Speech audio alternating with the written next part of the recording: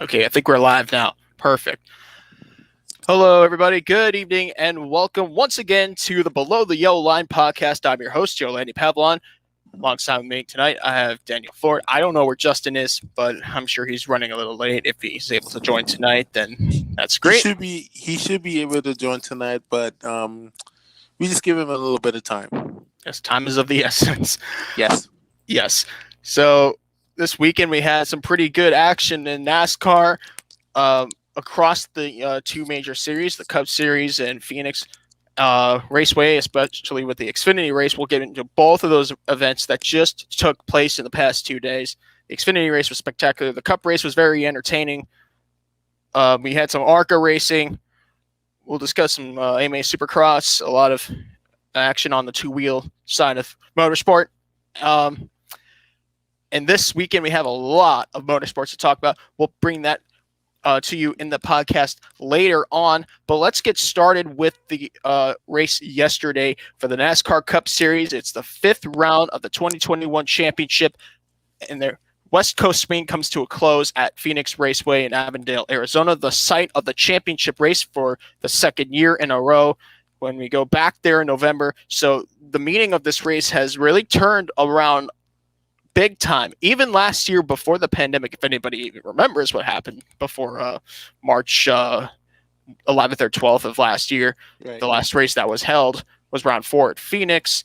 It was the first race at the track with the drivers knowing that the championship race would be there, unlike Homestead Miami Speedway. Now, unfortunately, we didn't really get to see the progression of the season with that round in place because of the pandemic, but this year, everyone is getting used to the structure of COVID NASCAR. Practice and qualifying, a matter of if, not when. Most of the tracks, they don't even have them. Yeah. Everybody's first lap is in the on the track is in the race. Green flag, lap 1, turn 1. I mean, this really has put a lot of teams to the test, and I think one of them includes Martin Truex Jr., who took the checkered flag yesterday. Martin Truex Jr. won once in 2020. His 2019 performance was spectacular. That was his first season with Joe Gibbs Racing. Shuffling of crew chiefs, the retirement of Cole Pern, James Small, the new crew chief of Martin Truex Jr. He gets his first win with Martin Truex Jr. as well. I believe That's his second win. Yes, because his first one was with Truex at was at Martinsville in June of 2020. Yes. But with how Martin Truex Jr., sorry to cut you off there, Janny, but the way Martin Truex Jr. has performed last year and this year, one win doesn't really reflect upon his performance. Yeah, as overall performance, as you should say. But another driver that I have to give credit to is Joey Logano. He was really strong during the entire race, but Truex Jr. found a way to get around him, and he ended up being the better person in the race and end up winning because Logano won at Phoenix back-to-back. He was looking for a back-to-back win this year, but unfortunately that was not the case, and Martin Truex Jr. was the better driver. Yeah, this is not usually the better track for a driver like Martin Truex Jr. It's his first win at Phoenix, and we'll go detail for detail through the results in just a moment, but Martin Truex Jr., just as a driver, unlike his peers that he's raced against, his luck came later in a lengthy career, that is of Martin Truex Jr. Let's compare Martin Truex Jr. to his teammate Denny Hamlin. They both entered the sport in 2006.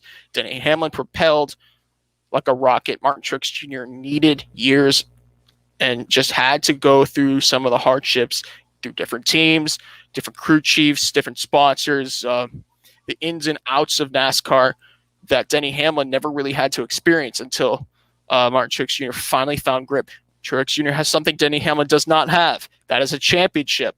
Yeah. And Denny Hamlin has something that Martin Truex Jr. doesn't have. That's a Daytona 500. 3 of them. And unfortunately, with Denny Hamlin last year, he had a really good season. Or should I say 2 very good seasons, 2019 and 2020. Both won Both these times he won the 500, but comes up close and short of winning a championship. But I think he will be the. I think he will be a factor this year. Speaking of, Yeah, and Denny Hamlin extends his points. So let's go through the results. The top 10, Martin Truex Jr., the victor yesterday in the desert. He led 64 laps after starting fifth. Truex Jr. picks up his 20th career win, first win since Martinsville in June of 2020. There's certainly been a dry spell between those two wins and the start of the 2020 season compared to where we're at today. Absolutely impressive performance by the Joe Gibbs Racing driver, who has been a veteran in NASCAR's top level. Joey Logano, the class of the field, comes up just shy on that final restart. We'll talk about Logano in just a minute here. Logano won stage two. He led 143 laps and started ninth. What happened to Joey Logano? What went wrong on that final restart? truth be told, that restart really got chaotic, and he just had to try and hold. He tried and held his line against Truex after that restart and doing those closing laps, and Truex just found a way around him. You know what really intrigued me about Joey Logano on that final restart, Danny, is that Logano had the better car all around. Yes. But the PJ one, the traction track grip, bite. yes, that track bite was really put into play when the track got hotter throughout the portion of the race yesterday. Which means it really gets slicker because of the temperature of the track. Martin Truex Jr. held his own. In fact, his fastest laps were up on the top side of the track, not cutting through the dog leg like many drivers are capable of doing. You could grab 2, 3, 4, 5 spots on the restart by going down the dog leg.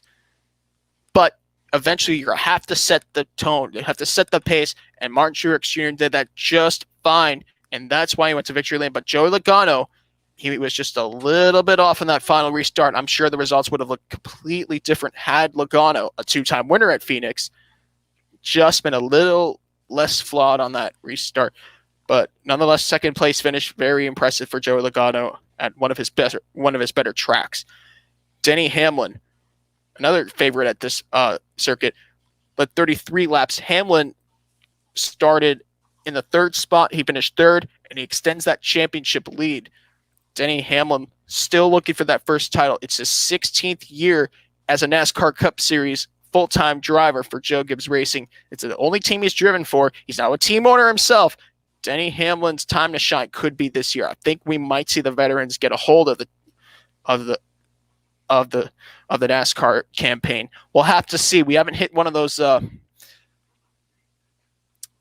dicey tracks where you got to roll the dice. And I don't want to say dicey because it really, when I think of a dicey track, I'm thinking about the race 2 weeks' time at Bristol on the dirt. I'm thinking about Circuit of the Americas, Elkhart Lake, Wisconsin at Road America, a track that NASCAR's Cup Series hasn't been on in over 65 years. I'm thinking of those facilities.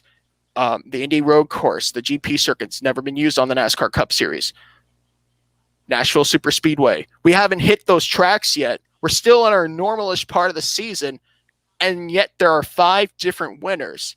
How come we've seen 5 different winners in the first 5 races of the season?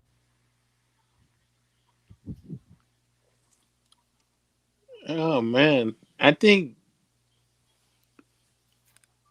truth be told, I really don't know. They just came out as a surprise this year. They just found a way to work against the veterans in the sport. And yes, we go back to Daytona. Everybody knows what happened there. The upset victory by Michael McDowell. Yeah. A week later, Christopher Bell, a race that Chase Elliott really should have won. It came down to a late race full course caution.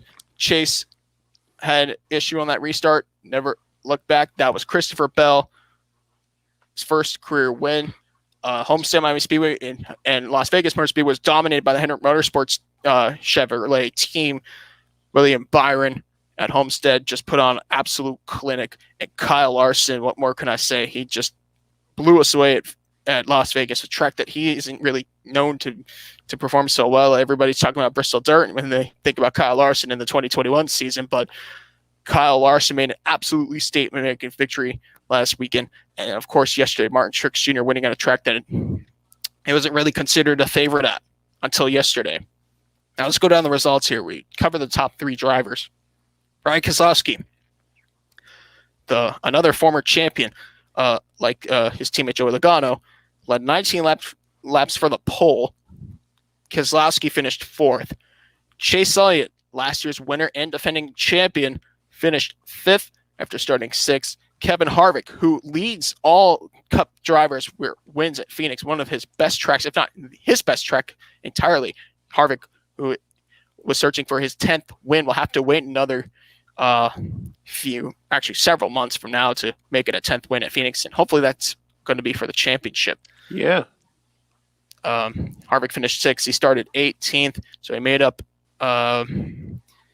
18 spots to finish 6th. Well, no, actually, I'm bad at math. Don't listen to me. 7th place, Kyle Larson led 1 lap, started 2nd.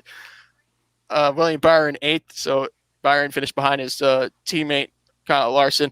Hunter Motorsports, 3 cars in the top 10. 3 of the 4 cars in the top 10. Very impressive indeed. Christopher Bell, 9th. Bell starting in 4th. And Ryan Blaney, who won Stage 1, led 35 laps from the 8th starting spot, rounded out the top 10.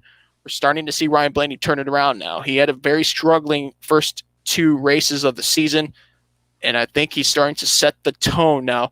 Ryan Blaney, I want to highlight him for just a minute here. Ryan Blaney did not finish in the top 10 in the first 3 races of the season until a 5th place finish last week at Las Vegas and a stage win and a 10th place finish at Phoenix yesterday. Blaney is now up to 13th in the championship. An absolute difference between last week and this week.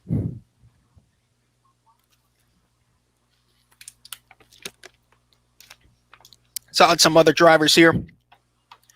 Ricky Stenhouse Jr. led 1 lap and started at 14th to finish 12th. Bubba Wallace led 4 laps and started 25th. He came home 16th. And Corey LaJoie, who led 12 laps during the pit stop cycle, started 33rd and finished 27th. Danny said he'll be right back, so I'll just go over the championship standings while he's gone. The point standings after 5 races. So 5 races. It's a 36-race tour. Denny Hamlin is the championship leader. He extends the points lead now, 236 points for Hamlin. That puts him 39 above the 2012 champion Brad Keselowski, who sits in 2nd with 197 points. 3rd place with 192 points is the 2018 NASCAR Cup Series champion Joey Logano. Joey Logano, Brad Keselowski's teammate. So the Team Penske cars are doing pretty well in the points. Martin Truex Jr., who won yesterday, moves up to 4th in the championship standings. And, of course, winning a race puts you into the NASCAR playoffs, the final 10 races of the season. So Truex Jr. now in good hands with 180 points, minus 56 from the regular season championship leader, Denny Hamlin. Kyle Larson and teammate Chase Elliott for Hendrick Motorsports tie for 5th and 6th with 179 points, minus 57 behind Denny Hamlin.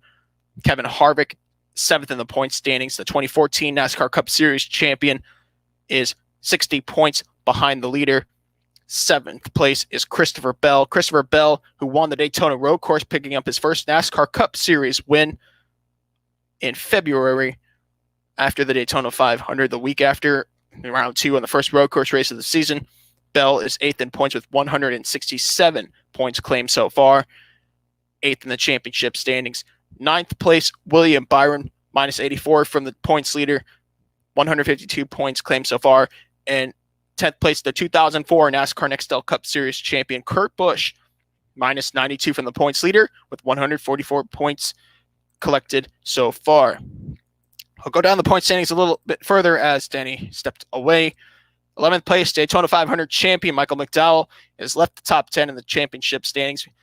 Minus 96 from the points leader with 140 points collected so far. He is in the playoffs, however. You must win a race and be in the top 30 in the championship standings to be eligible to make the 16-man NASCAR Cup Series playoff grid. So Michael McDowell is still in good hands. I'm reading off the regular season championship, though, because we still have some ways left before the playoff standings really start to matter. And that will arise another question I will definitely have to ask when Danny gets back, how this will make sense, because there are only 16 spots in the playoffs. But at this rate, 26 races to get into the playoffs. You win a race, you're in the playoffs.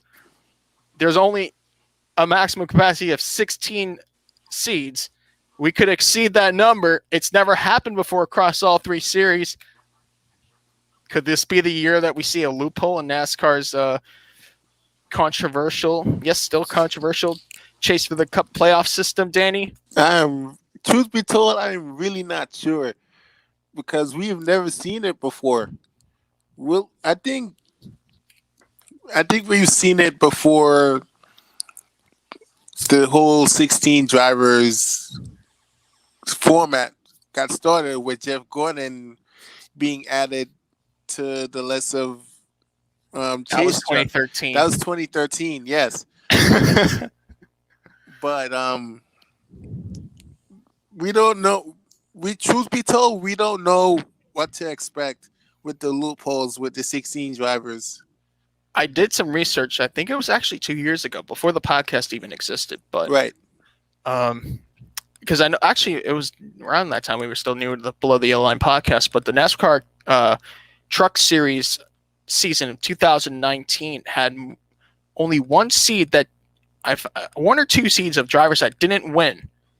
At that time, they had 8 seeds in the playoffs. Now the Truck Series expanded to 10 seeds. I believe it should be 12 at least, and the Xfinity should be 10. But that's just me. But the Truck Series playoff grid there was a possibility of a driver that won to get into the playoffs that couldn't have made it in. Right. Because there were that open door. But luckily, there was enough repeat winners at the time when I think it was Stuart Friesen he got his first win at Eldora 2 years ago, and someone else I can't remember, but Matt Crafton, ironically, who won 0 races. I think it was either the only other driver that got into the Truck Series playoffs without even winning a race. Yeah, that's surprising. That says a lot about NASCAR system, doesn't? You promote wins, but yet the driver, you're going to change the playoff system how many times in the last 16, 17 years since it was born, and yet we still find these loopholes. Yeah. I mean, we might experience one if the schedule looks exactly bizarre as it is, which we've never seen a NASCAR season like it before, with all these new tracks in the modern era. I think we've hit a record for most new tracks in the modern era. And the fact that we have 5 different winners in 5 races,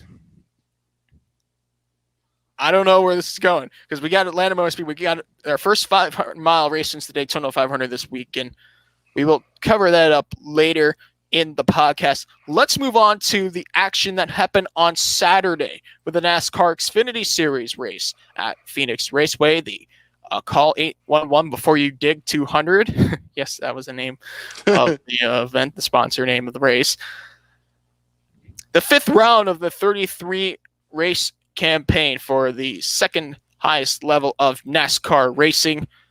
And once again, the man who won at Phoenix last year to pick up the oh-so-precious Xfinity Series Championship trophy, Austin Cindric, picks up exactly where he leaves off, driving his Team Penske car shop Ford Mustang to victory lane after leading 119 laps and winning stage 1.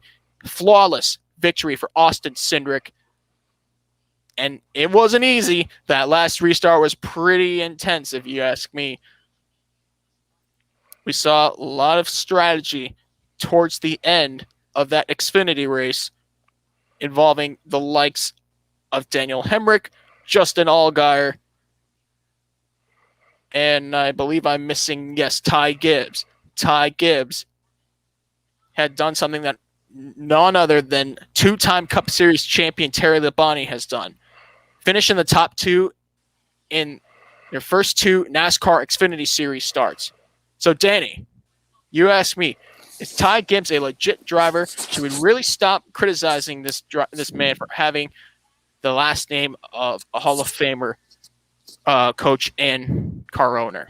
It's easy the last driver. Truth be told, I kind of feel conflicted with this. because having a nice name of a famous corner is cool, but talent is what speaks, man. And Ty Gibbs has got talent. He's really showing it.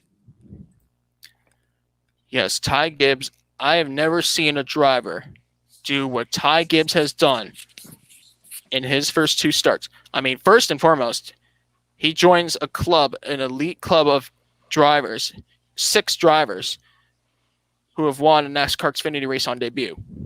Now, mind you, all the other drivers that won a NASCAR Xfinity race on debut Right. won or at least had an experienced Cup Series career prior to their first Xfinity win on their first start. The last time it happened was Kurt Busch in 2006. He already won a Cup championship after 2004.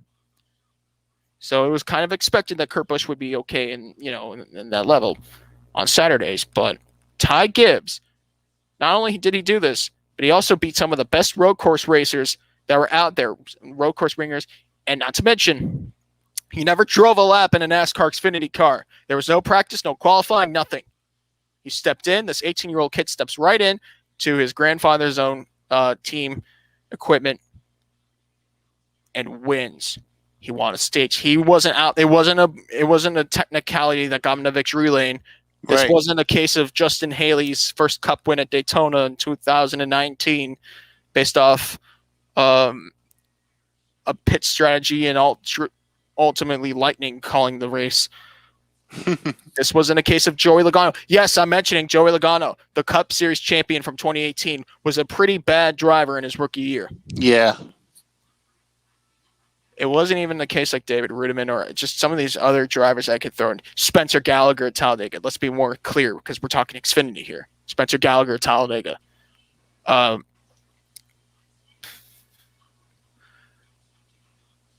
yeah, Ty Gibbs played it smart.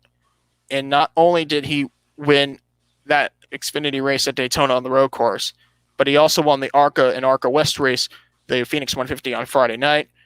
He's a very skilled driver, very mature, belongs in the series. I mean that he is mature. I really mean it. You heard me mention Spencer Gallagher winning that Talladega race in the Xfinity series about 3 years ago, right? What did you think happened the very following week? Got his first win. No. Oh. He got his first drug suspension from NASCAR. Oh, man. Yeah. Was it really smart to say to the world after winning that we're going to party like it's 1999? What do you think NASCAR had in mind after that? Yeah, they really looked at it seriously, and it was thinking, oh, this guy must be kidding. Apparently not. But if Stephen A. Smith was here right now, but he would not be very happy. No. Let's just leave it at that. Yep, one puff's too many. Yeah. Okay, I just want to, compare these two because Spencer Gallagher was pretty much an outside top 10 driver whose father owned a team that is very successful. Well, successful in the truck series, that is. Right. With family ties here. Now, Ty Gibbs comes in. He wins on a road course. I bet you all that sim racing really worked out for him. And he was humble the whole way. Humble in the E-Series. He didn't win the championship. Sam Mayer, by the way. You get used to that name, Sam Mayer. He is absolutely talented. He's in the Chevy camp. Sam Mayer and Ty Gibbs, they're the two drivers of the future. They keep doing what they're doing. They keep addressing the media the right way and stay humble and be out there on the racetrack. You're looking at the 2030s Cup Series champions, or even in 6-7 years' time, maybe closer to now. I really have my eyes on Sam Mayer, and I really have my eyes on Ty Gibbs. Ty Gibbs drove like an absolute champion. And if Joe Gibbs fields that number 54 car for the entirety of the season, I think he's looking at an owner's championship. But maybe not just yet. Maybe a driver's championship too. And I'll mention that later on. Let's talk about some of the rest of the top 10 here. So we mentioned Austin Cindric just driving flawlessly, staying out of the chaos in the end, winning at Phoenix. Ty Gibbs coming home second. He almost won. If there was another lap in that race, I'm sure Ty Gibbs could have won that thing. Third place, Brandon Brown, the owner driver, Brandon Brown, for Brandon Built Motorsports. picked up his career best finish of third, starting 11th, and staying out of the chaos on the final lap. That is very impressive. His second career top 5 finish. Brandon Brown, third place. That is absolutely incredible. How about Riley Herbst? Oh, man. What a performance that he had. He needed this. Riley He Herbst, really did. his first top 10 of the season, a 4th place finish. And guess what? Other than 11th at Homestead Miami Speedway, Riley Herbst finished in the top 20 0 times. Until, of course, Homestead and yesterday at Phoenix. So that is absolutely needed for the Stuart Haas Racing, the Ajay Dembeste Racing team. They needed that run. Riley Herbst is actually somewhat of a local to Phoenix Raceway. He's from Las Vegas. But Herbst really wasn't that terrible. Yes, his family's name. Yeah, and that's momentum going into the next few races. Absolutely. So there's a lot of big shoes to fill if you're replacing a driver like Chase Briscoe. 5th place, AJ Allmendinger. Stayed in the top 5 most of the race. 4th place starting spot. 5th place brought it home. His teammate Jeb Burton, who started 6th, finished 6th. Great run for Colleague Racing. 7th place finish went to... 7th place went to... This is impressive. Let's talk about a team that has been in the NASCAR Xfinity Series longer than I've been alive. Mike Harmon Racing's driver, Bailey Currie. Bailey Currie picked up his career best finish of 7th. Driving for Mike Harmon Racing, Mike Harmon Racing's second ever top 10 finish as a car owner. Mike Harmon, who is known and actually known in humorous ways for being in the back as a driver and an owner in 328 starts as a team owner in the NASCAR's Xfinity Series, picked up his best finish of 7th as an owner and his second top 10. So congratulations to Mike Harmon Motorsports or Mike Harmon Racing. They deserve this. They deserve all the credits for a brilliant job. And you know what? His cars have been faster and faster throughout the last few years. Justin Allgaier, 2-time winner at Phoenix, almost had the car to beat until he hit the wall on the penultimate lap, putting him down at 8th place. Allgaier led 32 laps, started 12th, finished in the 8th spot. 9th place, Brett Moffitt recovered from a single car spin to finish in the 9th spot. And 10th place owner-driver Jeremy Clements for his own team. Let's highlight some other drivers that weren't so all that lucky. Daniel Hemrick was racing for the win before making contact in the outside wall on the final restart, putting him to 23rd. Hemrick started on the pole, led 44 laps, won stage 2. His first win will once again have to wait. You can only wait so long, can you? Yeah. And let's highlight 2 more drivers. Brandon Jones and Ryan Sieg both led 2 laps, retired from the race from different crashes. Brandon Jones crashed on lap 165. He was scored in 33rd place and scored in 37th place out of the race after 133 laps. Ryan Sieg crashed out and retired from the race as well.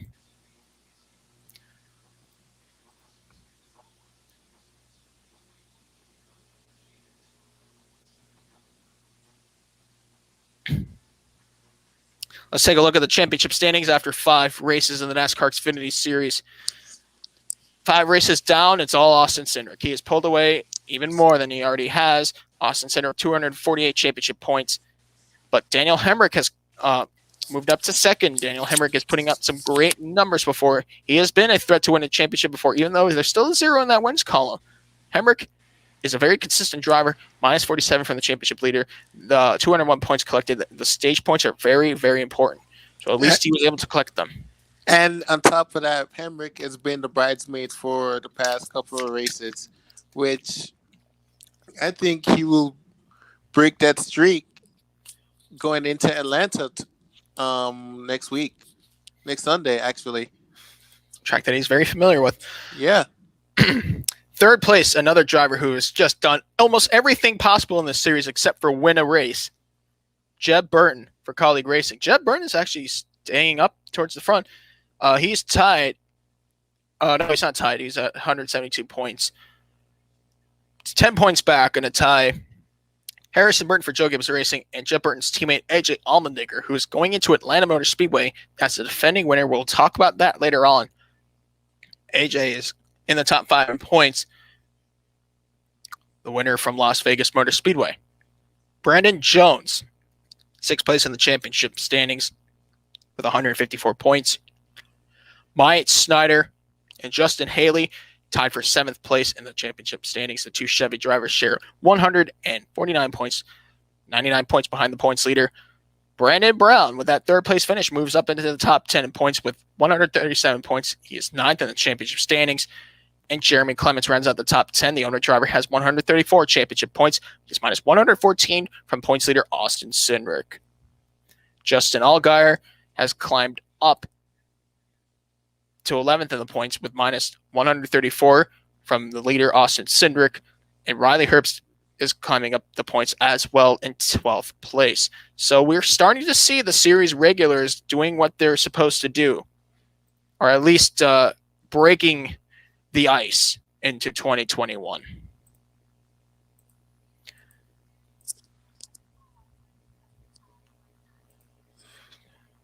All right, we'll move on to ARCA. Let's talk about some of the other events that happened over the weekend. Let's start off with the ARCA Menards Series and the ARCA Menards Series West. The second race of the 2021 ARCA Menards Series, the National ARCA Menards Series calendar. The first race since the Daytona 200 event from February of this year. And the first race of the 2021 ARCA Menards Series West campaign took place with the Phoenix 150. A very interesting race because we've seen the two series combine.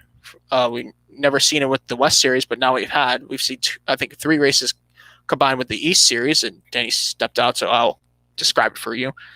The West Series used to be what was called the NASCAR K&N Pro Series West. NASCAR bought out ARCA at the end of 2019, an acquisition deal that was signed in 2018 that NASCAR would buy all the ARCA assets and form 3 ARCA series by 2020, changing the specs into the same car. That way, ARCA teams could compete across multiple series. ARCA used to have their own spec as their own series up until 2020. NASCAR would sanction the East and the West series, the regional series, that the NASCAR K&N Pro Series East that used to be called the Camping World East Series, the NASCAR Busch North Series, and the North Tour. The West Series used to be called the Winston West. In fact, they used to share events with the NASCAR Winston Cup Series back then when R.J. Reynolds' company sponsored with Winston back in the West Series days. They used to be called the Grand National Division, as well as the NASCAR Camping World West Series. They, of course, were bought out by the K&N Air Filters company. That series turned into NASCAR K&N Pro Series West. Now they're the ARCA Menards Series West. So now the NASCAR East Series is now known as the ARCA Menards Series East. The NASCAR West Series, as of 2020, is now known as the ARCA Menards Series West. And the classic ARCA season, the ARCA Racing Series season, the ARCA Menards Series full tour remains. However, teams are able to utilize the same cars across all 3 tours. So if you're unable to run, so if you're an ARCA team that usually doesn't run all the ARCA races, and let's say it just can't find the bucks to do, let's say, a 20 race season, this is usually the amount of races that ARCA provides. So always about 3, 4, 5 cars that runs the full season. Let's say you're one of the more underfunded teams, that's fine. You can race in the East Series with the same car that you use for the National ARCA Championship.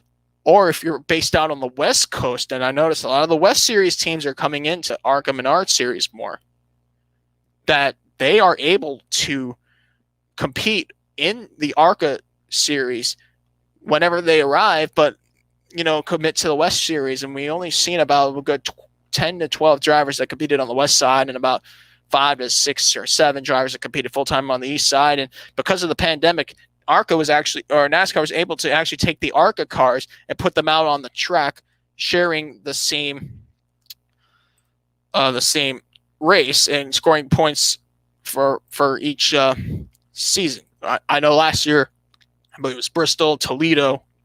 You saw the East Series and the main ARCA Menard Series share the track. So that's basically how ARCA has been since last year. And we didn't really get to see the teams fluctuate from series to series or kind of utilize the new format because of the COVID-19 pandemic. A lot of teams actually had to go on hiatus or not even race for the season. I'll give you an example. Red A. Jones Racing, a team owned by Canadian businessman and driver Terry Jones and Mark Reddy, they were not able to travel across the border. Thus, Red A. Jones Racing had to wait until 2021 in order to, just get through the border and have a team. We saw that in other divisions, but Brett Holmes Racing. Brett Holmes Racing wasn't even supposed to run the full season. The owner driver Brett Holmes decided, hey, I'm gonna do this. I'll run the full ARCA Menards Series campaign. In fact, the pandemic helped him save money and for his team. And Brett Holmes won the whole championship. He's the defending ARCA champion now into the NASCAR Truck Series. So you can just understand that if you're new to the ARCA Series, it's more than just a regional thing. But let's go ahead and highlight the events that happened on Friday night for the Phoenix 150 presented by General Tires, the official tire of the ARCA Menards Series. Ty Gibbs, like we mentioned in the NASCAR Xfinity Series, is taking no prisoners, even in the ARCA levels, which was his original intention to run the full ARCA season. But with the way he's driving, he should just jump ship into the Xfinity Series. Maybe I'm wrong. Maybe drivers need to slow things down behind the wheel. But Ty Gibbs ended up taking the win. He led 124 laps from the pole. Ty Gibbs, the car owned by his father, Coy Gibbs, picked up his 9th career ARCA win and his first win on the west side of things. So that was very impressive.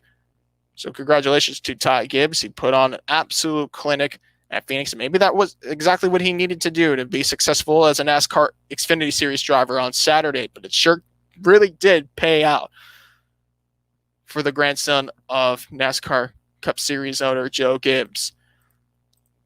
Second place was Corey Heim. Now, Corey Heim is the championship leader. He won the Daytona 200 last month.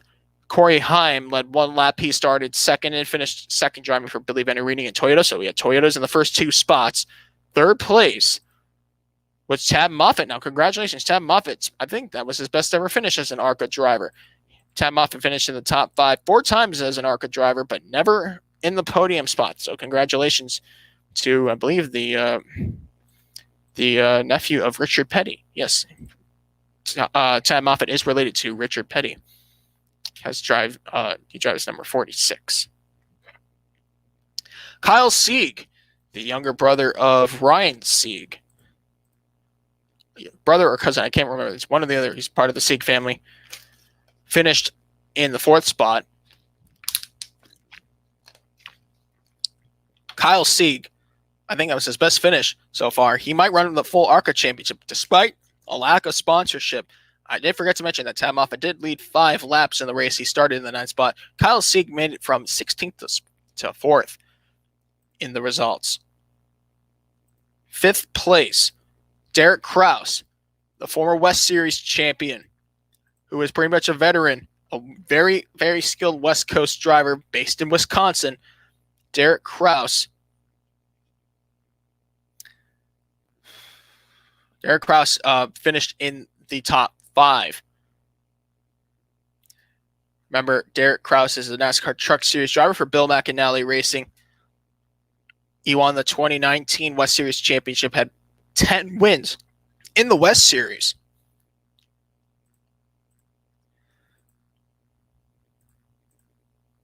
Sixth place went to Jesse Love, last year's champion from the West Series.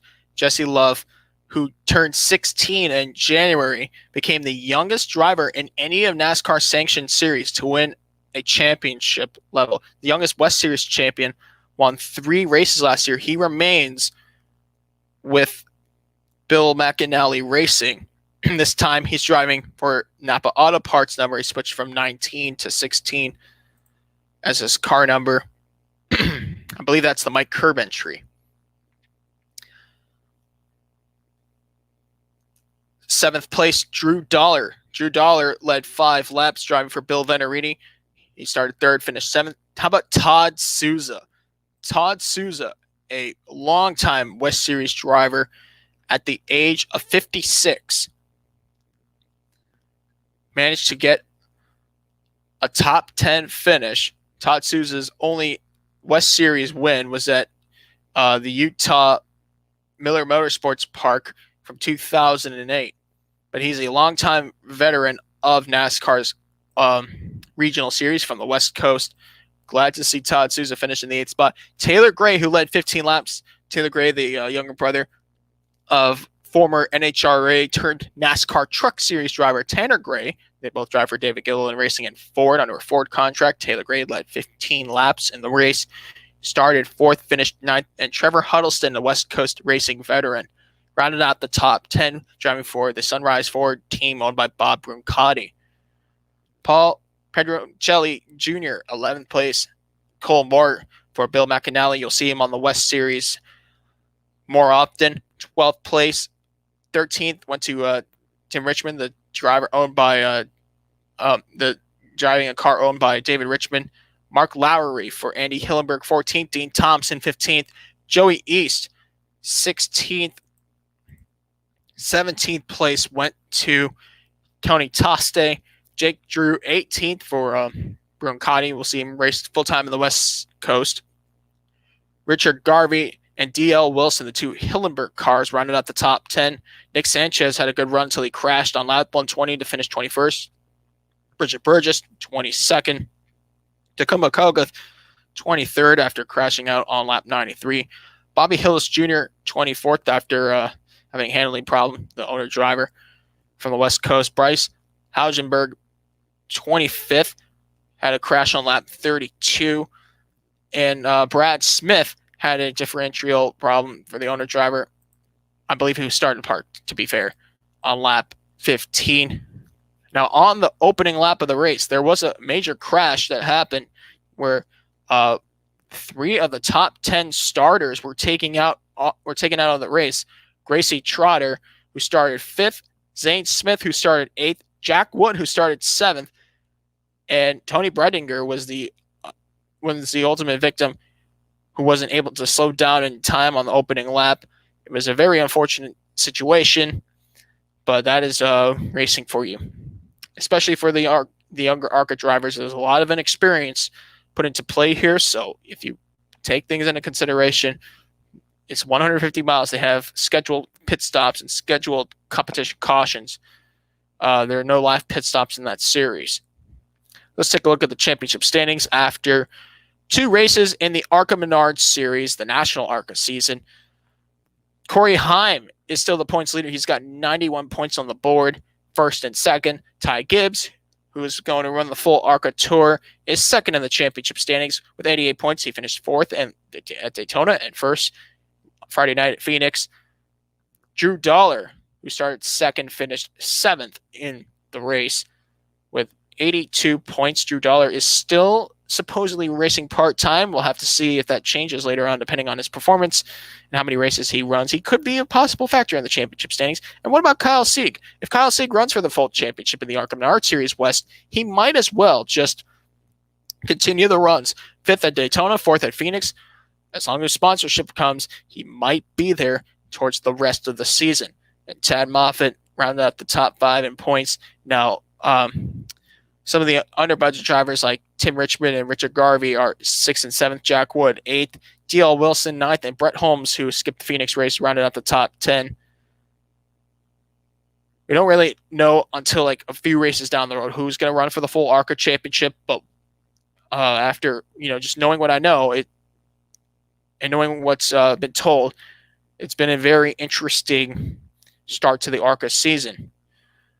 Now let's look on the West Coast. Yes, the results that I mentioned from the Phoenix race are indeed the championship standings on the West Coast swing, or for the ARCA West series. Now, I want to mention before I leave off the ARCA Menard series here is that their next race will be the Talladega 200, the General Tire 200, on April 24th for round 3 of 20 as of the time of this podcast, which I think Talladega will be in good hands because the restrictions have really eased over there. So I think that race is in a good standing as at the time of this podcast. Now let's look at the ARCA West Championship standings.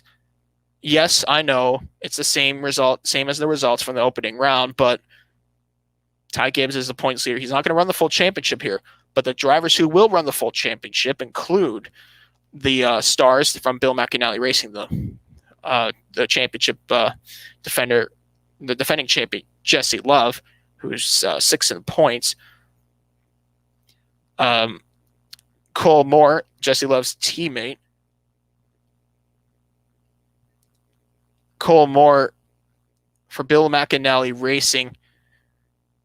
He's 12th in points, but we don't really know who's going to be in the Sonoma race. And you have to think that the Sonoma race might have some Cup drivers in there, so that we won't really see who's going to be in the ARCA Menard Series West Championship, really, because their next race is all the way, or at the time of this podcast, all the way to June 5th at the time of this podcast, scheduled for Sonoma Raceway in Sonoma, California.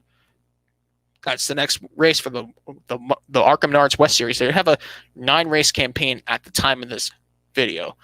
And I'm saying that firmly because we don't know what things will look like 2, 3, 4 months down the road. Time will go on whether the pandemic or the people that handle the pandemic are ready or not. And usually the Sonoma race for the West Series feature a lot of NASCAR's Cup drivers.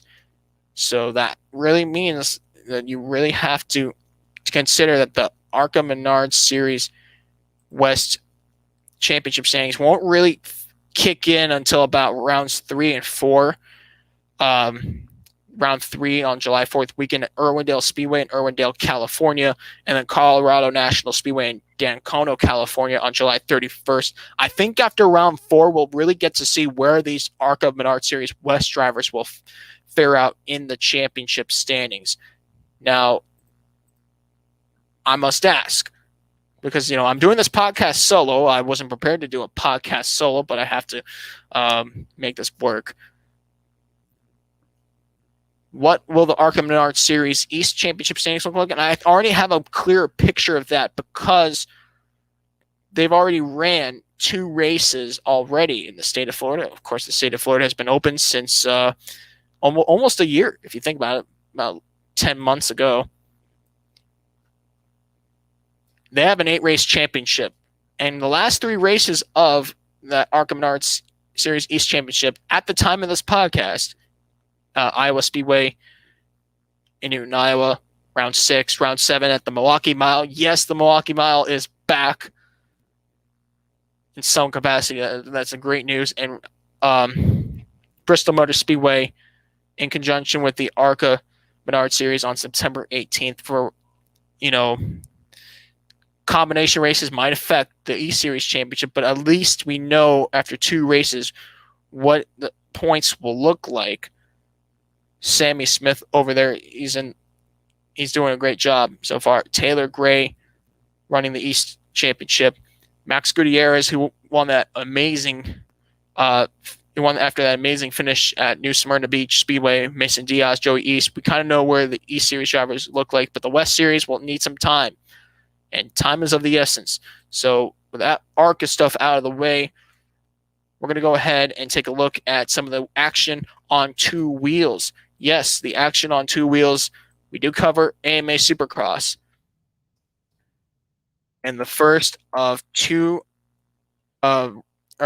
3 races at Arlington, Texas, the home of the Dallas Cowboys NFL team. AT&T Stadium was held Race 1 at Arlington, Texas was round 10 of the 17 race championship.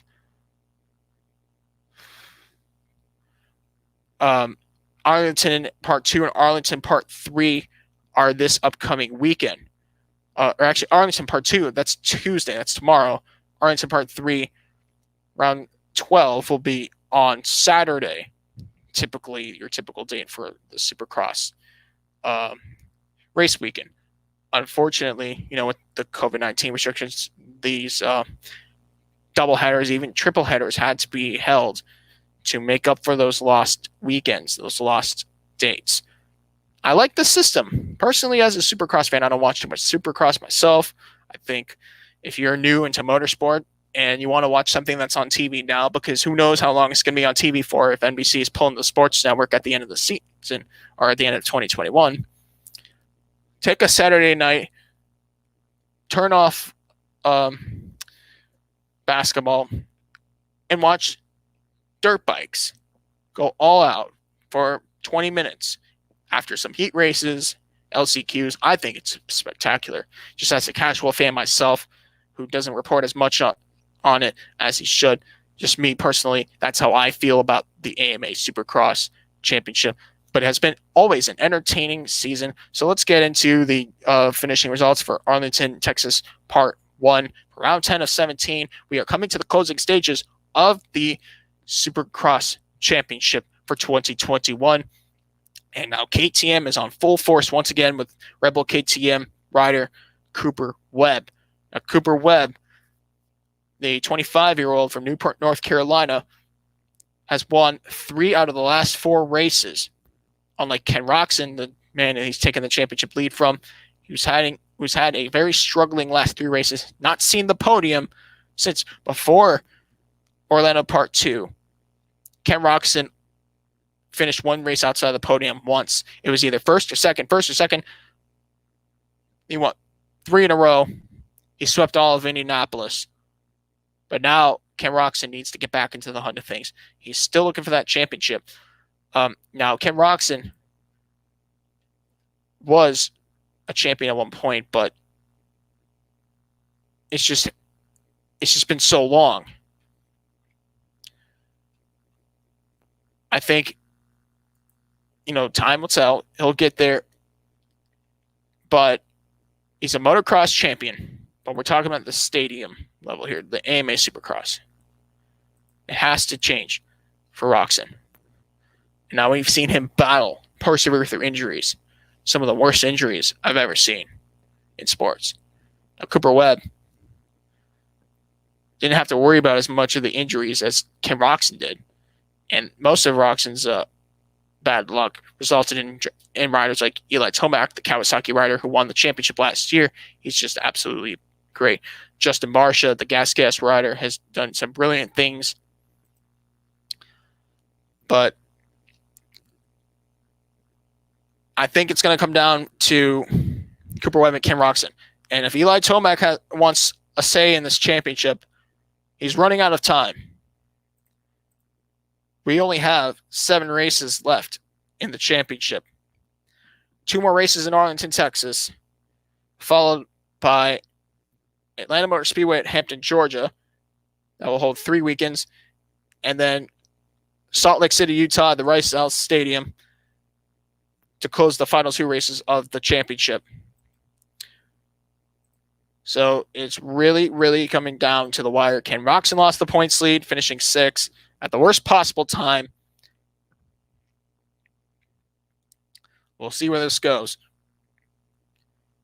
So let's go ahead and take a look at the races that are coming up this weekend in the NASCAR world and some of the other events, Supercars and IMSA. Let's start off with the Cup Series. First 500-mile race into the Daytona 500, second 500-mile race of the season, Atlanta Motor Speedway is coming your way. The Folds of Honor Quick Trip 500 is round 6 of 36 in the NASCAR Cup Series Tour. NASCAR Xfinity Series drivers and teams, for the first time ever since the dawn of the 1982 modernized secondary series, by NASCAR, the NASCAR Budweiser Late Model Sportsman Division, later known as the Busch Series, Nationwide Series, and presently known for 6 years' time, the NASCAR Xfinity Series, will have 2 races at Atlanta Motor Speedway in the championship. Well, of course, not the same weekend, but these guys will have to come back later when it counts rather than just an early race venture. So that race will be round 6 of 33. In fact, it's the first race in the NASCAR, or the last race of the Xfinity Series stretch of consecutive weekends. Afterwards, they go off for 2 weeks, I believe, 2 weeks, 3 weeks, until April 9th at Martinsville Speedway, the first race of the Dash for Cash. And the NASCAR Truck Series return for their 4th round of the 22 race championship at Atlanta Motor Speedway for 200 miles at Atlanta Motor Speedway. The NASCAR Truck Series stars always put on a great show. On, I believe they're both holding those races on Saturdays. Yes, Saturdays indeed. For the NASCAR Truck Series on Saturday. If I'm wrong, you can crucify me, but I think it's on Saturday. This weekend, we'll also see the return of Supercars competition. The Virgin Australia, no, the Repco Supercars Championship comes back for the second week of their 12-week campaign. Rounds 3, 4, and 5 of the 31 race championship in Sandown Raceway. The legendary Sandown Raceway is back in Melbourne, Victoria. Unfortunately, last year the Super Sprint was put off because of the COVID-19 situation in Victoria, but this year they are coming back. So that is awesome. Sports car racing. If you're an endurance racing enthusiast like myself, this weekend you're in for a treat. We got the IMSA WeatherTech Championship, second race of the 12-race series, and the second race of the 4-race Michelin Endurance Cup, the 2021 12 Hours of Sebring, the 69th edition of this Florida Classic is back. Am I going? No, I'm not, but it's very, very impressive. The surface is one of the most unapologetic surfaces you'll ever see in the present day of motorsport. Maybe like Atlanta Motor Speedway in some capacity. Maybe so. But we're talking about former World War II airport grounds, a track that has hardly ever been paved or resurfaced since the dawn of the 12 Hours of Sebring. It is a physical test and a mental test for teams and drivers that are preparing for the oh-so-prestigious 24 Hours of Le Mans. That race is coming your way on Saturday. So we'll start off with NASCAR, and we'll move on to Supercars and IMSA. I know I'm solo. I don't think I've ever done a solo podcast, but we're going to do this one way or the other. So we'll start this off. NASCAR Cup Series race. I'll give out my own predictions, and if Danny or Justin want to come back and be here, then that's fine. Otherwise, I'll just do this myself. Take it. Grab the bull by the horns. So we'll start off with the NASCAR Cup Series at Atlanta Motor Speedway, the second 500-mile race of the 2021 campaign. The Folds of Honor Quick Trip 500 in Hampton, Georgia. This track at Atlanta Motor Speedway was actually one of the more lesser paved circuits. And let's just take a look at some of the history of this race. It was in 1960. Yes, Glenn Fireball Roberts took the checkered flag in 1960 to become the first winner at Atlanta Motor Speedway. The track had a 1.5 mile distance. It was pretty much then, as you would refer, like the design of the track before 1997 was pretty much what you see in Homestead Miami Speedway since 2003. Banked corners, but all straightaways, no quad oval kink on the front stretch. That's what you see nowadays. They switched around the front stretch to the back stretch, and they made a quad oval in 1997. So let's take a look at some of the history of Atlanta Motor Speedway. Now, 500-mile races, of course, is a tough task for anybody in NASCAR's highest level. Our first one, of course, was the Daytona 500 not so long ago, but the second 500-mile race of the season. I'm going to just go ahead and look at all the 500-mile races afterwards, and I think there should be a trophy or some sort of incentive to perform well in all of those. I know it's not IndyCar, but still. So, yeah, after Atlanta, the next 500-mile race is Talladega Super Speedway on the Geico 500, round 10 on April 25th.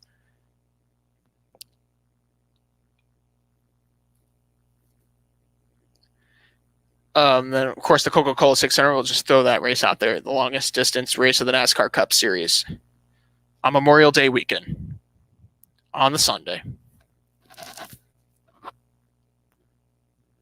Hopefully the two other events that usually happen on Memorial Day weekend, like the Indy 500 and the Monaco Grand Prix, are held as per usual.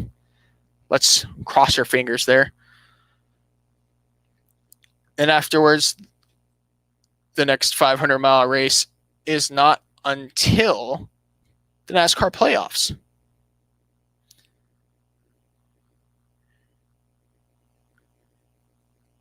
And that is because Texas lost a date.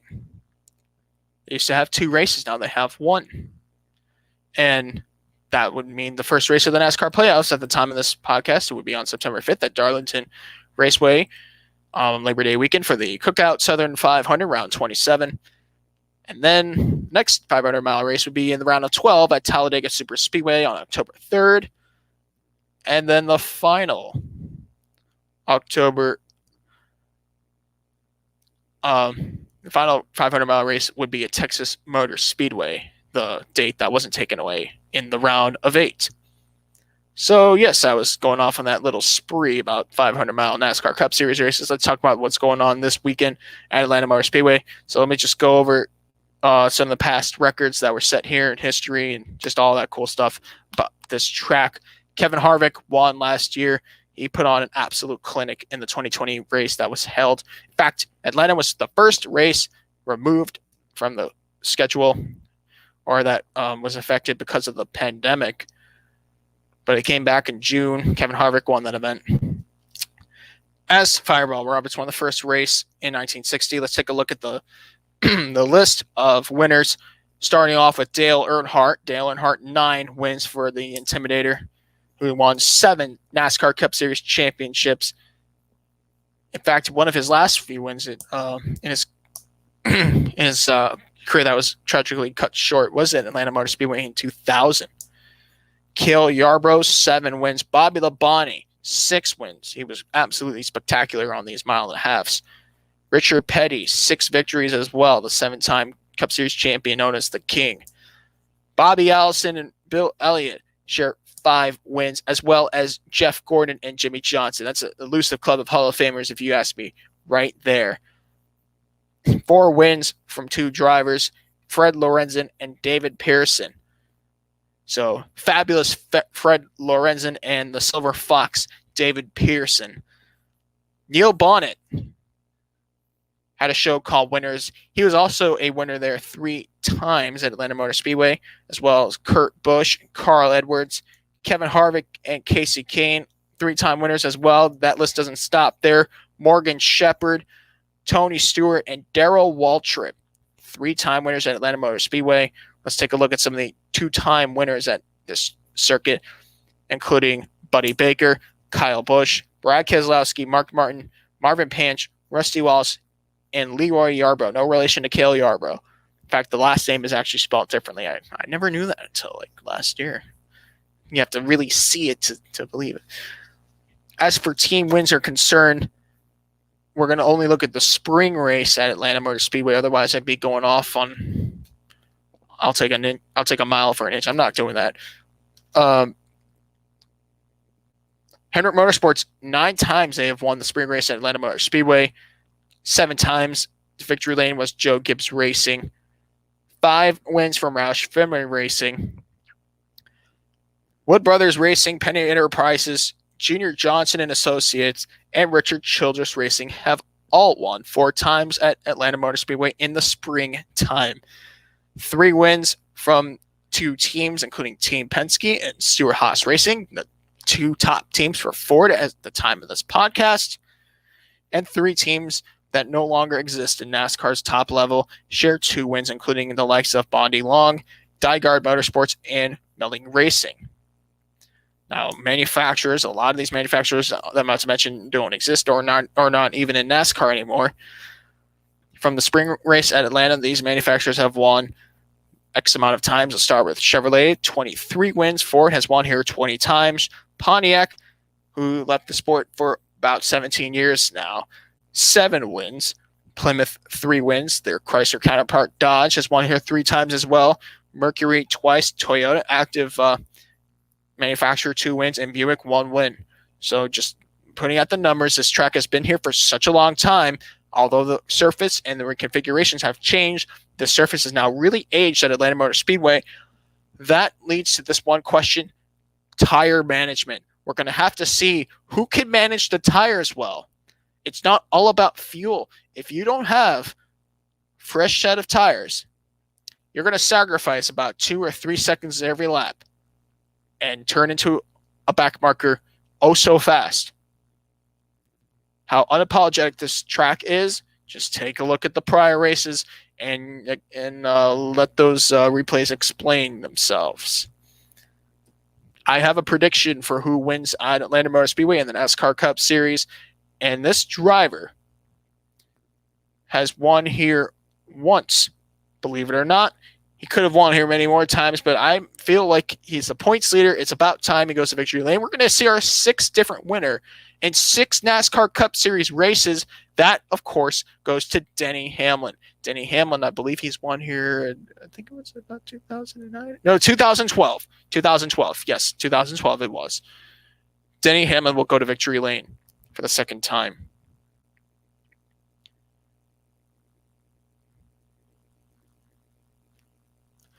Now, let's throw in some other picks because Danny and Justin aren't here. What if Denny Hamlin doesn't go to victory lane? What if I'm wrong? I'm usually wrong. How wrong I can be.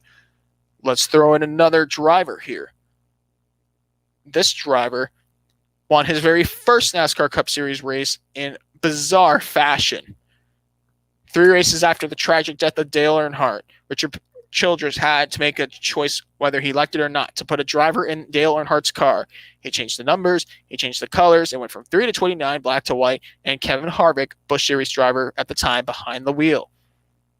Kevin Harvick beat one of NASCAR's best drivers of all time, Jeff Gordon, in his 3rd start at Atlanta Motor Speedway photo finish.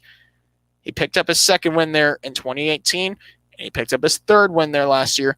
I think Harvick would be pick number 2 if I had to go that route. Pick number 3. Let's say it's someone else. What about a sleeper? If this driver goes to victory lane, I wouldn't be surprised at all if he pulls a great strategy, because this driver right here has been at Atlanta Motor Speedway more times than most of the drivers. Ryan Newman. Why the Rocket Man? I think it's going to be a long, long time. Yes, I just went Elton John there. Ryan Newman, Rocket Man, will go to victory lane. If the other 2 drivers don't win, I could make a whole list, but that's not my job. That would be Danny's job or Justin's job, but it's only Joe here. So let's move on to the NASCAR Xfinity Series and talk about Atlanta Motor Speedway. This will be the 6th round of the 33 race campaign, and it's the last race of their 6 race stretch as being the companion with the NASCAR Cup Series before the series goes on hiatus for a little bit and they come back at Martinsville Speedway on April. AJ Allmendinger won the race last year, and 4-time Cup Series champion Jeff Gordon won the first race in 1992. There has been only 1 race held a year at Atlanta Motor Speedway. However, this year is going to be a little different. There'll be a 2nd race later on, the Atlanta 400 weekend during the summertime. So be on the lookout for that. So here's one more times than not, Kevin Harvick. Kevin Harvick owns this racetrack in the NASCAR Xfinity Series. He's won here 5 times. Mark Martin, 3-time winner in the NASCAR Xfinity Series at Atlanta Motor Speedway. Jamie McMurray won here twice, including 2010. Yes, I remember he won 2010's race in the nighttime. Matt Kenseth, a 2-time winner at Atlanta Motor Speedway, as well as Carl Edwards. Carl Edwards picked up his very first Cup Series win and Busch Series win on the very same weekend in 2005 at Atlanta Motor Speedway. Jeff Burton won twice, as did Kyle Busch. So we're talking Hall of Famers here, possibly.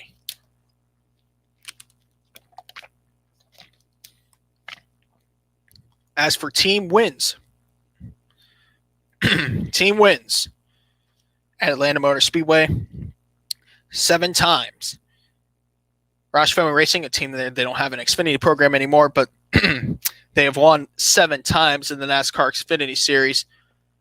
3 times have these 3 teams gone to victory lane at Atlanta Motor Speedway in the NASCAR Xfinity Series. Richard Childress Racing, Junior Motorsports, and Joe Gibbs Racing. That says a lot about talent. It's important in these younger drivers. They're coming up the ranks, win like Ricky Stenhouse Jr. did, like Christopher Bell has done.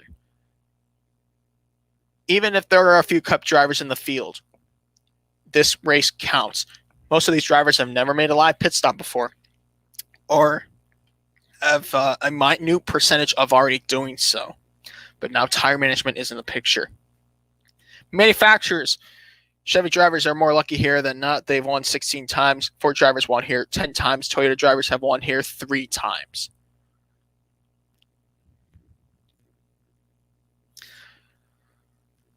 My pick to win the NASCAR Xfinity Series Ridgeway 250 at Atlanta Motor Speedway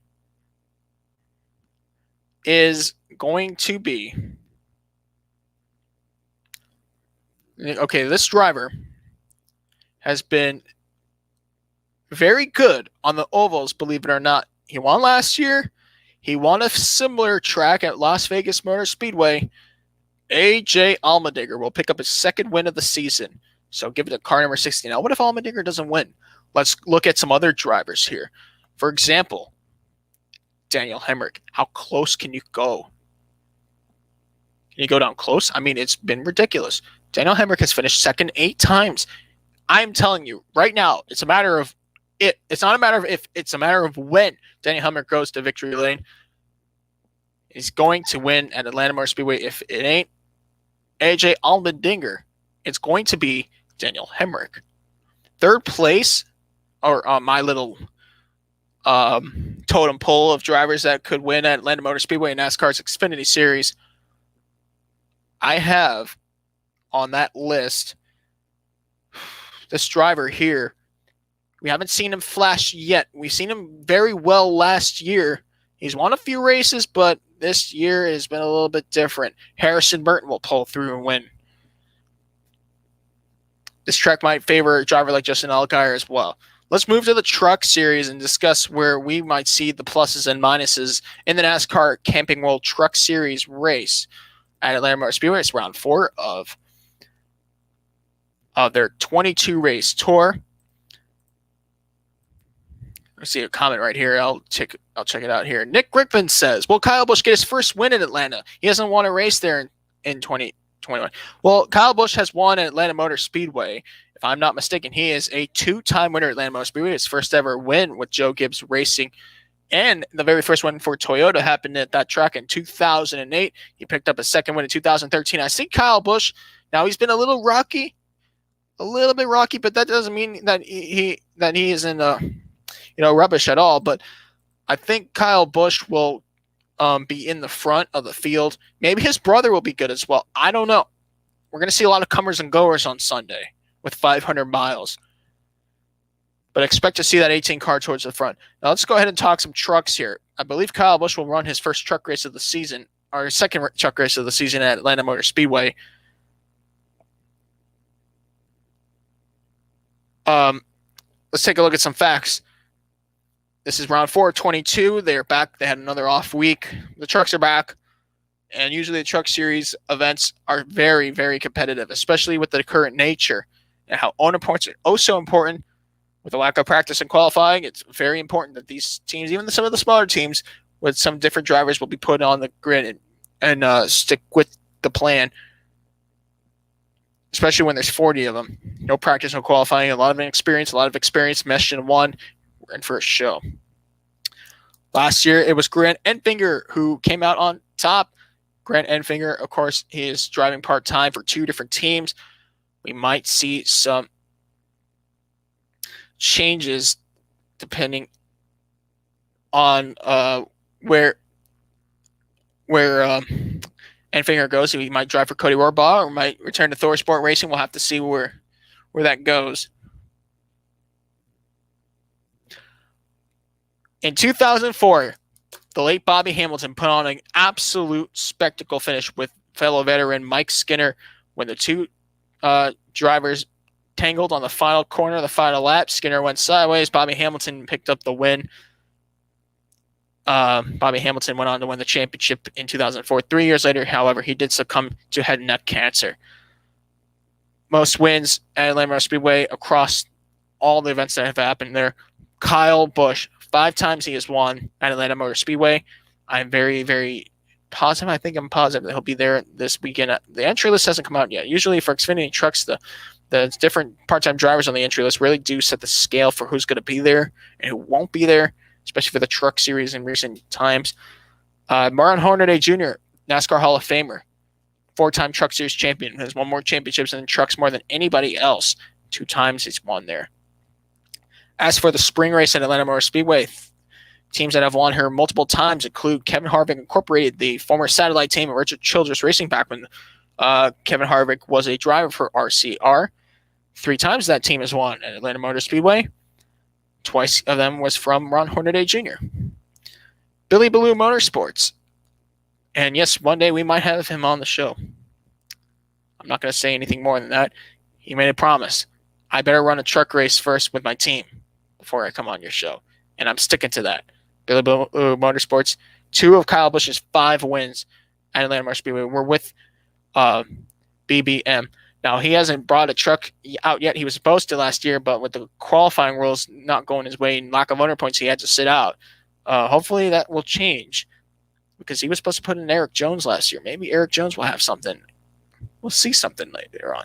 Kyle Busch Motorsports, 2 times they've won Truck Series races at Atlanta Motor Speedway in the springtime, as did Thor Sport Racing, including last year. As for the manufacturers in the spring race at Atlanta Motor Speedway, best to drive a Toyota. 8 times they've won it at Atlanta Motor Speedway. 5 times has Chevy drivers gone to victory lane. Last year, Grant Enfinger was the first Ford to win a spring race at Atlanta Motor Speedway in the Truck Series, and Dodge, Bobby Hamilton, who won the inaugural race in 2004, picked up their only win at the circuit. So we're going to go ahead and highlight the possible candidates in the Truck Series. We're 3 races down.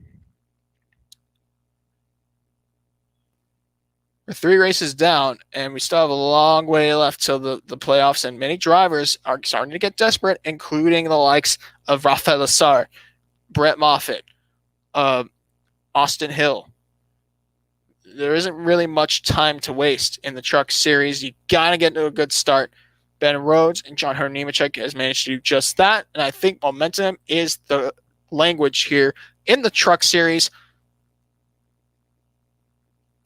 Unfortunately, since Grant Enfinger is really uncertain, it was really uncertain to see where Grant Enfinger is driving or know if he's even going to race at all. Grant Enfinger. I would like to pick him, but it's hard to tell. This driver is very good on mile and a halves. He's from Niagara-on-the-Lake, Ontario. He's a dirt track veteran who has seemed to transition on the pavement oh so well. In fact, he's getting very comfortable in the Truck Series. His wife will be racing with him next week at the Bristol Dirt Track in the inaugural Bristol Dirt Race for the Truck Series. I'm talking about Stuart Friesen here. This man is absolutely great. He is a raw mentality that we've seen as owner drivers have entered and left to the Truck Series in many years since. But I like Stuart Friesen's grit. He has the GRIT grit. There's something about Stuart Friesen that makes me feel confident that this is his year. Last year, it just didn't seem to be the year that he expected, especially after entering the championship 4, breaking through late in the season. But Stuart Friesen will be out there competing for the win. everything has finally fell into place with Toyota and Hallmark Racing. So I'm going to go with truck number 52. Now, what if he doesn't win? What if we're throwing another name? If Kyle Busch is in the race, there's a chance Kyle Busch will win. Let's just point that out. What about Ben Rhodes? What about John Hunter Nemechek, a veteran who is choosing to leave the Cup Series and do a season in trucks? You don't see that many drivers do that. How about Johnny Sauter? Johnny Sauter is the most experienced driver in the current Truck Series grid and NASCAR as a whole. His career started when I was born. Johnny Sauter will turn things around. I think he's my second bet to win, and Matt Crafton might be my third bet to win. But we got 200 miles to compete for for these guys to compete for on Saturday. Only time will tell. All right, NASCAR is out of the picture. Let's go ahead and take a look in the land down under for some Australian Repco V8 Supercars Championship racing in Sandown Raceway at Melbourne, Victoria for the Sandown Super Sprint. This is the first time that a Super Sprint race has been held in Sandown Raceway since 2011. A race won by Will Davison, who, yes, is part of the grid today. It's the second week of the 12-week championship tour for the Supercars Championship. And for the rounds, it's rounds 3, 4, and 5 of what is currently a 31-round championship. It's the first trip to Victoria since the COVID-19 pandemic as a whole. So that is very, very great to see that state back in some capacity.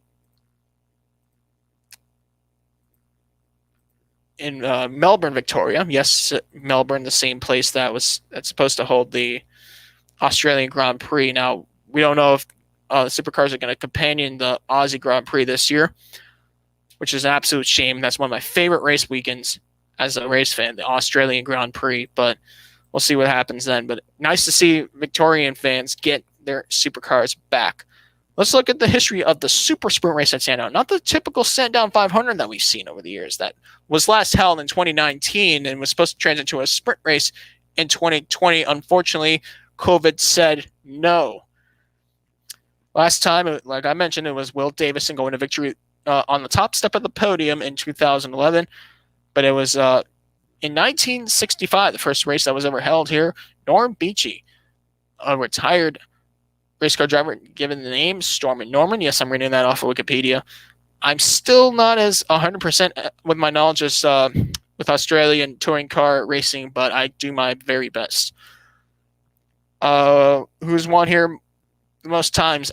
How about Alan Moffat and Dick Johnson, two great veterans of Australian touring car championship racing from the 70s and the 80s.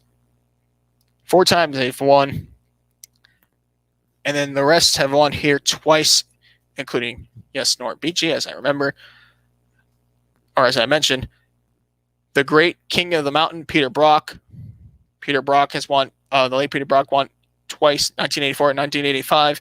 Glenn Seaton won this race 10 years apart, 1987 and 1997. Craig Lowndes, Mark Scaife, and Will Davison. Will Davison, the only current driver that has multiple wins as a full-time driver. That is because Craig Lowndes runs the Bathurst 1000.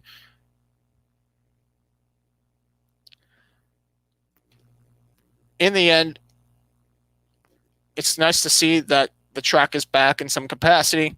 But let's look at some of the team wins. Dick Johnson Racing, yes, their first season without Team Penske since 2014. That team has won here 7 times. Gibson Motorsport and Holden Racing Team, 4 wins combined. Alan Moffat Racing, 3 wins. The Holden Dealer Team, the team owned by Peter Brock, The legendary Peter Brock won 3 times, and Bob Jane Racing 2 times they've won. Now let's look at the wrestling match here between Holden and Ford. Holden does not win this battle for manufacturer wins. Ford has 2 more wins there. 16 times they've won. 14 times Holden has won. 3 times Nissan has won. And 2 times Chevrolet, a manufacturer that will replace Holden next year.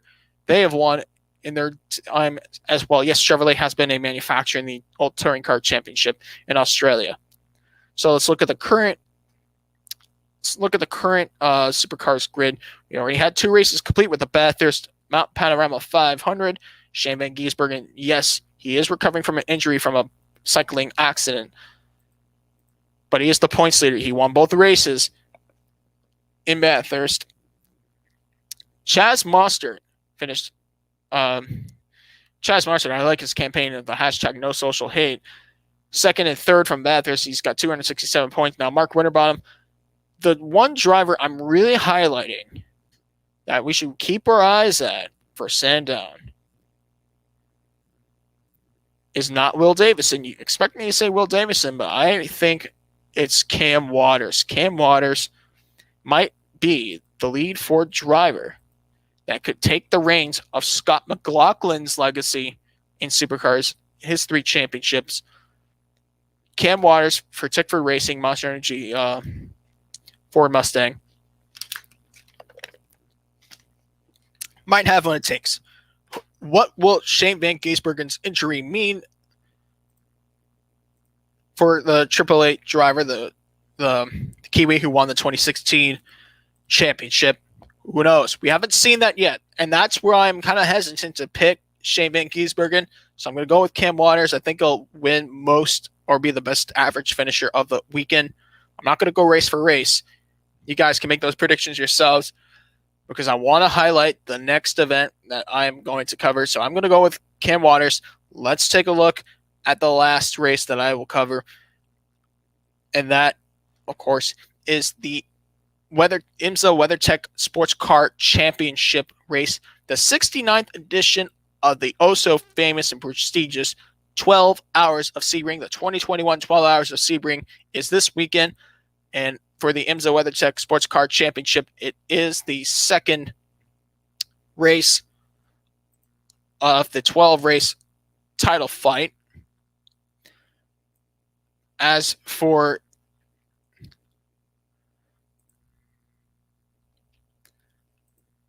the Michelin Endurance Cup, it's round 2 of 4. The first round, of course, of the 24 Hours of Daytona back in January. The second race, the 12 Hours of Sebring. Now, at the time of this podcast, the third race of the Michelin Endurance Cup is on June 27th, the 6 Hours of Watkins Glen. And then the fourth and final race of the Michelin Endurance Cup is the final race of the 12-race championship as well. The Motul Petit Le Mans held at Michelin Raceway Road, Atlanta. So think about where this is going here, and also think about the 24 Hours of Le Mans itself. Why is this so important? For most teams and most drivers, you get 2 opportunities to get it right before the 24 Hours of Le Mans, and that lies upon the Rolex 24 Hours of Daytona and the 12 Hours of Sebring. Sure, there are other races that could get you there, other championships that could get you there, like let's throw in the Asian Le Mans Series. We have the European Le Mans Series. The SRO Group GT World Challenge campaign that go around the globe. Of course, the GT World Challenge, but we also have the GT World Challenge America, the GT World Challenge Europe, and the Europe Endurance Cup, the GT World Challenge Asia, and the GT World Challenge Australia, new to the SRO Group GT3 series. Now think about the prototype teams here traveling has been hard. The World Endurance Championship has shuffled around. So did the 24 Hours of Le Mans. That race being now on August 21st and 22nd. So it's not your typical pattern from Daytona, 2 months after Sebring, 2 months after Le Mans, or actually 4 months after it's Le Mans. So there's some time here, but now we're going to see the natural characteristics of the 12 Hours of Sebring return. Unlike last year's race, which was won by Mazda Motorsports and the Mazda Multimatic Motorsports, Mazda RT24P prototype, driven by John Bomarino, Ron Hunter-Ray, and Harry Tincknell. Last year's race was held in November because of the COVID-19 pandemic. And as a result, we didn't get to see your normal 12 Hours of Sebring race. With that hard, bumpy surface, there was more or less a question about the championship and other aspects of the race that you don't usually think about during the 12 Hours of Sebring, but it came into play. This year, we have the daylight savings time, which really adds to the qualities of your typical 12 Hours of Sebring, so longer daylight racing, and just the very short few hours left of the race in nighttime conditions. Starts in the morning, ends at night. I think we're going to get a very interesting 12 Hours of Sebring for sure. I'll go over the entry list and I'll make picks, predictions from classes, all 5 of them, and of course the overall winner. But speaking of the overall winner, let's see who has won here overall. Let's start off with 1950, the race in 1950 that was won by 2 American drivers, Fritz Kotzner and Ralph Deshawn, for a Crosley Hot Shot race in 1950 on recently used battlegrounds at an airport for World War II. That airport turned into a racing facility in Central Florida. Now, drivers that have won here multiple times, how about Mr. Le Mans himself, Tom Christensen? Tom Christensen, the Danish driver who has been retired for about 6 years now, won all of these races in from 1999 all the way to 2012. He won the 1999 race. He won the 2000 race in that very, very legendary Audi R8. He won the 2005 and 2006 race. He won the 2009 race and the 2012 race, all driving the Audi, except for 1999, where he drove the BMW V12 LMR prototype that had that the Dell livery on it. If you play Gran Turismo, you know exactly what I'm talking about. What about some of the other drivers here? Ronaldo Capello. Ronaldo Capello won the 2001 race. Remember, it's just been the Audi R8 doing everything they're supposed to do. Audi R8. He won it as well in 2002, driving the Audi R8 during their legendary years in the 24 Hours of Le Mans. He was part of the 2006 lineup that featured Tom Christensen, as well as the 2009 race and the 2012 race. Frank Biella, Alan McNish, 4 wins. McNish was also part of that Audi squad. So, yep, there you have it. 4 wins for those 2 drivers. Now, let's go a little retro here. 3 wins from Phil Hill, the first of 2 American drivers to win a Formula One World Championship. Phil Hill won the World Championship in 1961. And then he's also the only American-born driver to win the world title. Because the other driver, Mario Andretti, in 1978. I should go off a spree because I will mention Mario Andretti in just a minute. But Phil Hill won this race 3 times, 1958, 1959, and 1961, the year where he went on to go and win the world championship. He was with some of the greatest drivers in those days. Olivier Ganimbian won with Phil Hill in 1959 and 1961, but he also won another one in 1960. How about Mario Andretti? Mario Andretti perhaps, in my opinion, one of the greatest race car drivers of all time. Won 3 times. He won 67, 1970, and 1972. 2 years before the race was called off for the energy crisis in 1974. Mario Andretti put off one of the greatest late race performances in 1970 to pass, yes, not just Peter Revson, but Steve McQueen. Yes, the actor Steve McQueen, who won his class that day, was went on to win overall because Mario Andretti put out one of the fastest laps in 1970. It was just a true act of perseverance. And by the way, I'm not BSing you here. Steve McQueen was not just a racing enthusiast and not just an actor. He was a race car driver, though he never ran the 24 Hours of Le Mans.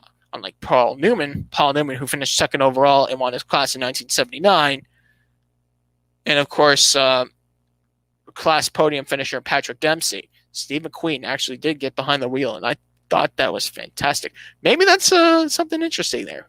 What if time will tell, and maybe from Ford versus Ferrari, we'll see Christian Bale or even Matt Damon give it a go. You never know. Hans-Joachim Stuck, one of the greatest drivers who have never won a Formula One Grand Prix, but turned out to be one of very, very decent endurance racing drivers. Won this race 3 times, 1975, 1986, and 1988. Marco Werner won with local Florida-based team ADT Champion Racing, the Champion Audi dealership based in Pompano Beach, Florida. He was part of that roster. Driver Marco Werner from 2003, 2005, and 2007. And most recently to become part of the 3 Winners Club, Pipo Derani, who is one of the fastest drivers from Brazil in recent memory. And I honestly don't understand why these drivers don't go to Formula One. That's for another rant for another day. But we're here talking sports cars. We're here talking about this year's Sebring 12 Hours. He won this race 3 times. Now, let's look at the constructors that have gone to victory on the top step of the podium in this event. This is a major list here. The 12 Hours of Sebring. Porsche, 18 wins overall, leads the manufacturer's count from 1960, 1968, 1971, 73, 76, all the way into 1988. They went on a spree at Sebring in 2008. 2008 Sebring 12 Hours was finally a race where the team said, Penske said, yes, we are going to get in the way of you Audi R8s, and thus they did.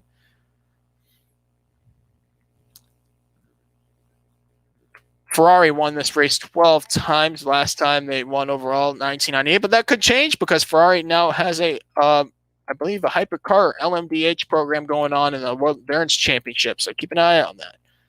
Ferrari will be there, I'm sure, in the latter future, competing for overall wins, as will Audi. Audi, of course, with that fabulous Audi R8 that won 8 times in a row from 2000 to 2007, 2009 with the Audi R15 TDI diesel-powered prototype, and the Audi R18 TDI diesel car won 2012, and in 2013, the e-tron Quattro R18, the hybrid diesel car, won the 2013 race as well. Audi, of course, one of the best manufacturers in recent years for endurance sports car racing, prototype racing in the 21st century. Undoubtedly, they are coming back, which is a great sign with this new age in overall competition for the 24 Hours of Le Mans, which will include the IMSA Championship with LMDH specs and eventually the 12 Hours of Sebring. Nissan has won this spectacle 5 times. Ford won this race in 1966, yes, with Ken Miles and Lloyd Ruby for Carroll Shelby's team. Yes, if you watch Ford versus Ferrari, you'll know exactly what I'm talking about.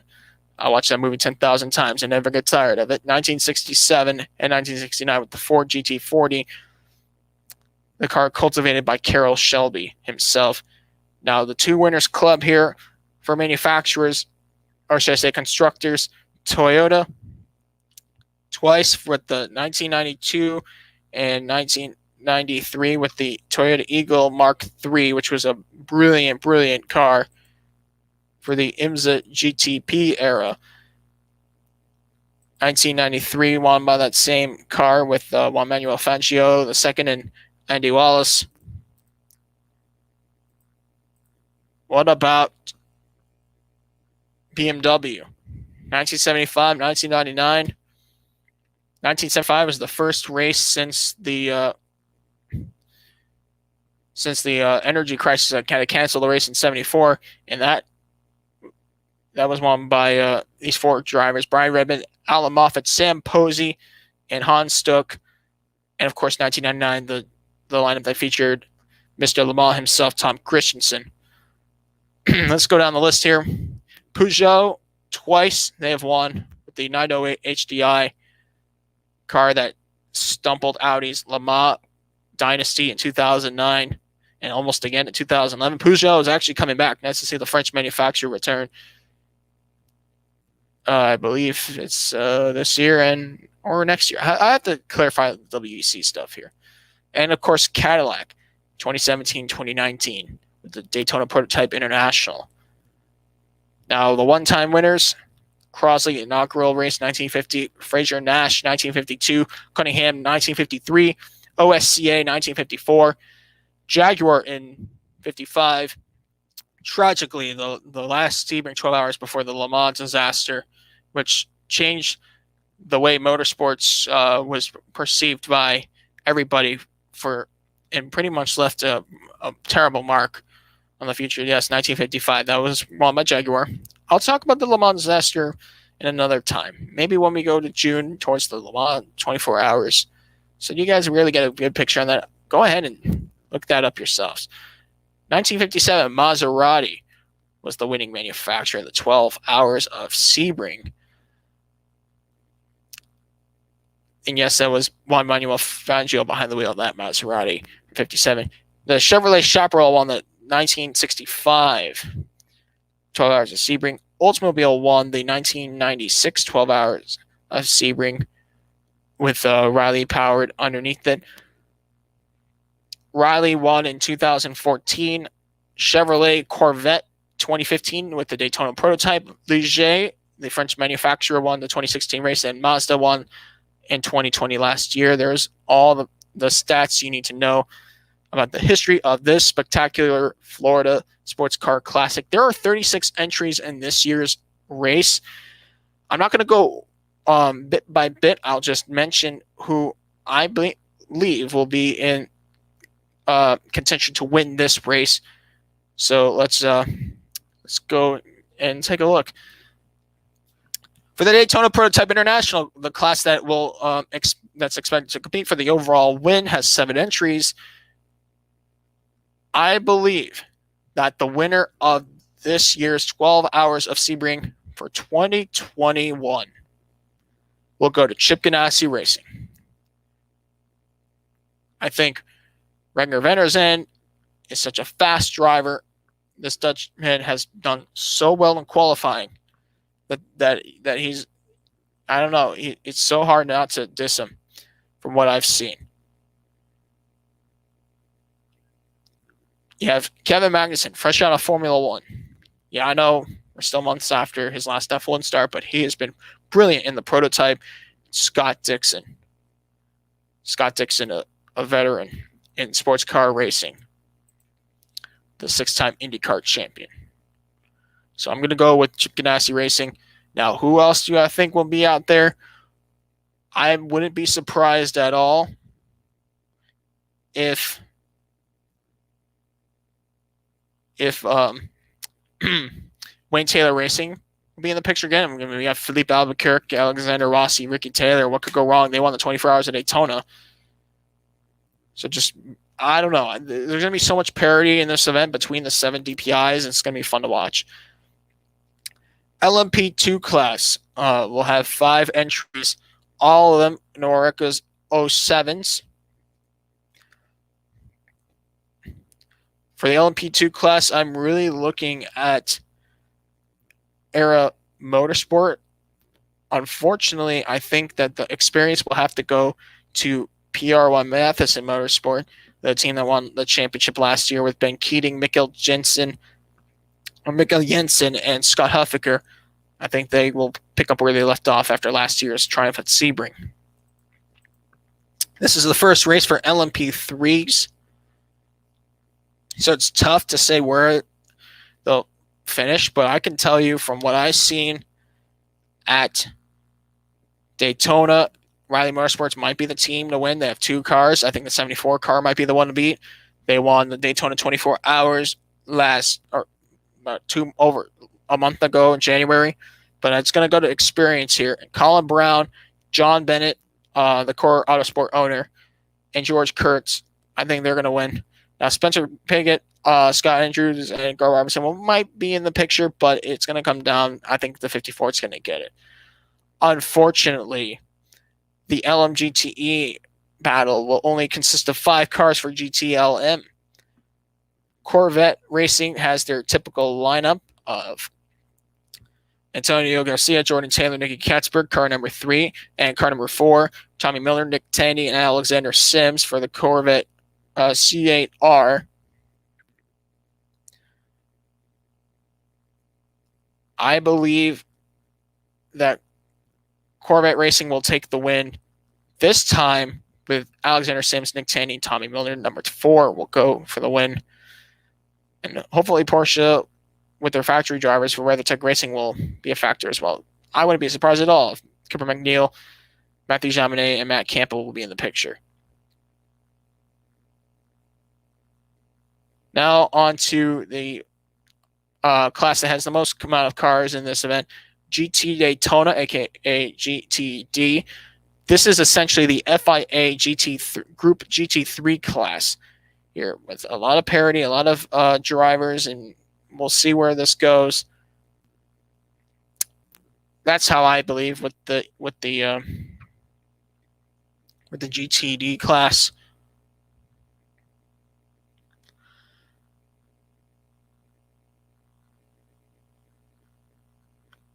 For winning this class, I believe it's going to take durability and different pit strategies. The GTD class winner will go. I know I'm being hesitant here because I got to make a prediction, but I'm going to pick Magnus Racing with Art Gadgel, number 44 Acura NSX GT3, John Potter, Andy Lally, Spencer Pompelli. They've been in the GT scheme for so long. Experience will bring anybody to victory for the 12 hours of Sebring. We got 12 hours of racing. It's going to be fun to watch. So I'm going to close this podcast pretty soon. I know it's been me for quite some time. Danny had to step out. Justin wasn't able to show up tonight. But I do want to mention that this past weekend, legendary commentator, Formula One lead announcer, Murray Walker, passed away Saturday at the age of 97. Murray Walker was awarded the Order of the British Empire, and personally, I give him the name Sir Murray Walker for how special he was, of not just a journalist, not just a broadcaster, but as a gentleman. I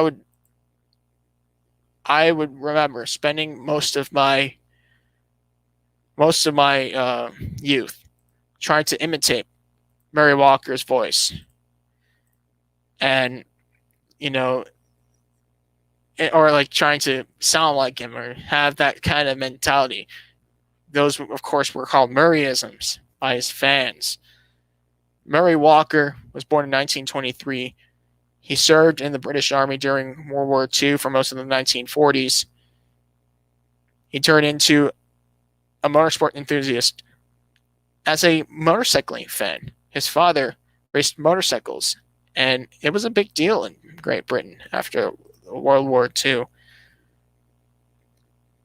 And Murray Walker covered Formula One from the first ever Grand Prix in 1950 at Silverstone, the British Grand Prix, all the way until to the end of his broadcasting career, which was the 2001 United States Grand Prix at Indianapolis Motor Speedway. And Murray Walker, even during his 90s, looked perfectly as young and as enthusiastic about motorsport as he did every other year. And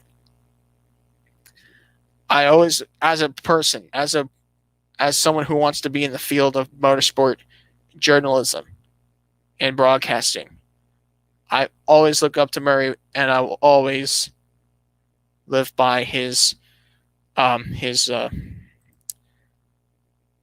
morals. That time spent, I know I wasn't part of it. I wasn't part of the audience, but even whether you knew him or not, he could relate to the fans. He can relate to the audience. And that is the commentator I want to be. So that, I'm going to send off for my partner, Daniel Ford. I'm Jolene Pavlon signing off. We'll be back for episode 103. Hopefully Justin and Daniel will be back then. I know I've never done a podcast solo, but I guess there's another thing I can check off the list of things that I have done on this podcast. Well, there's another one. Signing off tonight. See you next week.